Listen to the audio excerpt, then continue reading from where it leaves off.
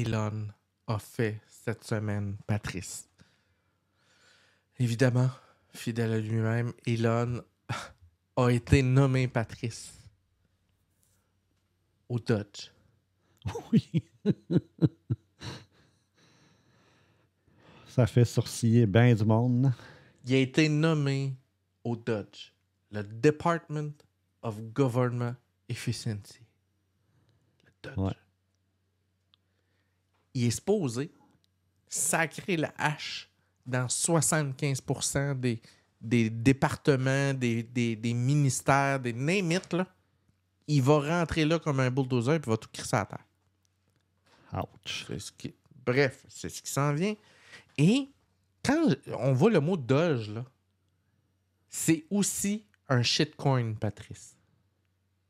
OK. OK? Pour ceux qui savent pas ce que c'est un shitcoin, c'est une crypto-monnaie basée sur à peu près rien, qui n'est pas basée sur une valeur réelle, donc les gens vont spéculer dessus. Et depuis 2-3 ans, Elon parle de Doge comme la monnaie Doge. Nanana. Donc, le Doge, c'est proche d'Elon. Il y a eu des discussions avec notre cher Trump de créer une crypto-monnaie gouvernementale. Je vous le dis, là, attendez pas à la dernière minute. Il faut vraiment que vous vous commandiez du popcorn, Patrice. C'est ça, parce que OK? les prix vont monter. Ça va faire comme le papier cul, Patrice. Ouais. Les gens vont se garrocher dans les boutiques, il ne restera plus de popcorn. Les gens vont paniquer, ils vont dire Chris, je fais quoi? Il se passe de quoi être capoté aux États-Unis, puis j'ai pas de popcorn. OK? Fait qu'attendez pas, achetez ça à coup de troc. Ça pourrit pas du popcorn, ça prend pas de place. Une chaudière de maïs, dans le fond, vous en avez pour 10 ans. Vous allez être capable de suivre tout ce qui s'en vient avec lui. C'est bon, ça.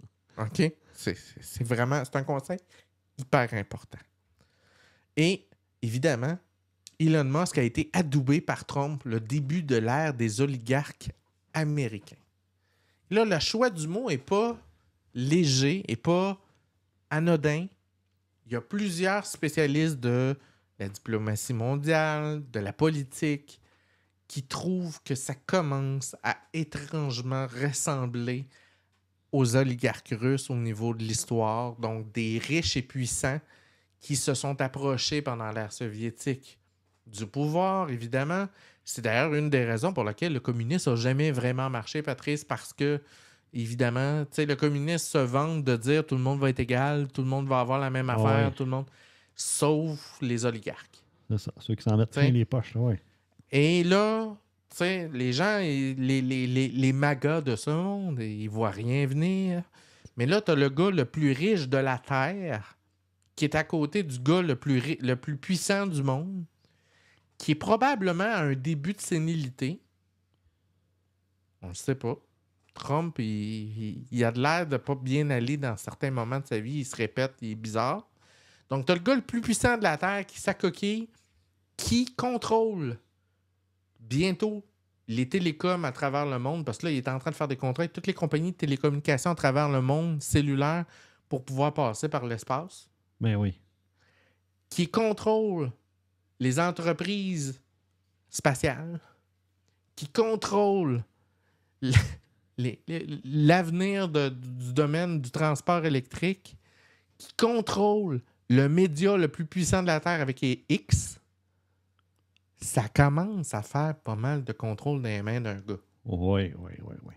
Et là, je vais te donner mon opinion. Dans l'histoire, les gens qui ont eu autant de pouvoir, ça s'est rarement bien terminé. Effectivement. Le pouvoir corrompt. C'est connu de tous les temps, le pouvoir corrompt. Et dites-vous que pour avoir une chance de bien finir, ça prend au départ quelqu'un qui est une âme exceptionnelle. C'est pas exactement ce qu'on a avec ce gars-là. Non, c'est sûr. Donc, je vous prédis, je vous le dis encore, là, préparez votre popcorn, attendez pas à la fin. C'était la chronique Elon Musk.